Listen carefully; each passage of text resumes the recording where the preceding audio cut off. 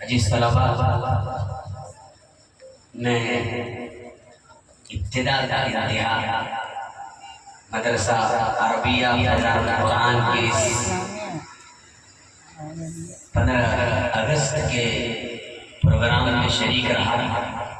ماشاءاللہ طلباء نے بہت ہی بہترین مظاہرہ کیا ہے، چاہے وہ نعت ہو، قرأت ہو، حمد ہو، نظم ہو، تقریر ہو، اور کافی محنتیں رہی ہیں۔ سب سے پہلے تو من لم یشکر الناس لم یشکر اللہ کے تحت اس جامعہ کے روح رواں حافظ بخاری پرویز صاحب فلاحی کا ممنون اور مشکور کہ مجھ جیسے ادنا طالب علم کو انہوں نے اپنا اس بہترین اور پربہار موقع پر انہوں نے یاد کیا، اور اسی طرح اس مدرسے کے ذمہ داروں میں محترم نظام الدین صاحب، حافظ آزاد صاحب، اور اسی طرح یہاں کے اساتذہ سب قابل مبارکباد ہیں۔ ہم اور آپ جانتے ہیں کافی باتیں آ چکی ہیں، صرف ایک مختصر سی باتیں میں آپ حضرات کے سامنے رکھنا چاہتا ہوں۔ اللہ رب الجلال نے قرآن مجید کے اندر ارشاد فرمایا، یا ایھا الناس، اے لوگو، یا ایھا الناس انا خلقناکم من ذکر و انثی، اے لوگو ہم نے تمہیں ایک مرد اور عورت سے پیدا کیا۔ خلقناکم پیدا کیا کس سے؟ من ذکر و انثی، ایک مرد اور عورت سے پیدا کیا۔ وَجَعَلْنَاكُمْ شُعُوبًا وَقَبَائِلَ لِتَعَارَفُوا، اور تمہیں مختلف خاندان اور کنبے میں تقسیم کر دیا، لِتَعَارَفُوا، تاکہ تم ایک دوسرے کو پہچان سکو۔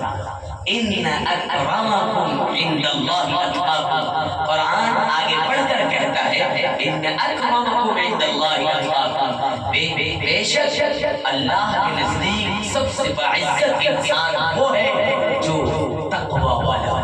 إِنَّ أَكْرَمَكُمْ عِنْدَ اللَّهِ أَتْقَاكُمْ، تقوی والا ہو۔ إِنَّ اللَّهَ عَلِيمٌ خَبِيرٌ، اور بے شک اللہ بہت جاننے والا باخبر ہے۔ عزیز طلباء، اساتذہ کرام، آج کا یہ پربہار 15 اگست کے متوسط سے ہم اور آپ یہاں بیٹھے، انہی کی مناسبت سے بیٹھے۔ تاریخ کے ورق گردانی آپ کرتے ہوئے چلے جائیں، جب تک ان علماء کی قربانیوں اس تاریخ کے ورقوں میں نہیں لکھا جائے گا، اس وقت تک ہندوستان کی تاریخ مکمل نہیں ہو سکتی۔ اور شاعر نے کہا کہ قلم جب بھی اٹھایا ملک کو ذیشان لکھا ہے، قلم جب بھی اٹھایا ملک کو ذیشان لکھا ہے، ستم سہ کر بھی ہم نے پیار ہی کا نام لکھا ہے، اور ہمیں نفرت بھری نظروں سے دیکھنے والوں ہمارے دل میں جھانکو، صرف ہندوستان لکھا ہے، ہمارے دل میں جھانکو، صرف ہندوستان لکھا ہے۔ عزیز طلباء، ہم آپ جانتے ہیں کہ 1897 کی جو جنگ آزادی ہے، اس سے قبل برس پہلے کئی جنگیں ہوئی ہیں، لیکن ان کو تاریخ کے اوراق سے ان کو نکال دیا گیا۔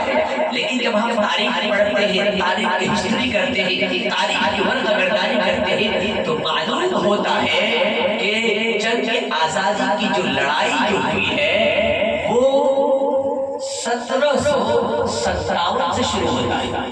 جیسا کہ ابھی حضور فیروز صلی اللہ علیہ وسلم نے اپنی تقریر کے اندر وہ باتیں بتائی کہ 1757 اور جو جنگ آزادی جو ہوئی ہے وہ 1857 ہے۔ 1757 کے اندر جو سراج الدولہ اور اسی طرح ٹیپو سلطان اور پھر اس ملک ہندوستان کے اندر 1498 میں برطانیہ سے جو تشریف لانے والے وہ تاجر اس ملک ہندوستان میں ان کی آمد و رفت شروع ہو جاتا ہے۔ کب؟ 1498 میں ان کی آمد و رفت شروع ہو جاتا ہے، اور 1416 کے اندر وہ ملک ہندوستان پر اپنا سکہ جمانا شروع کر دیتا ہے۔ 1416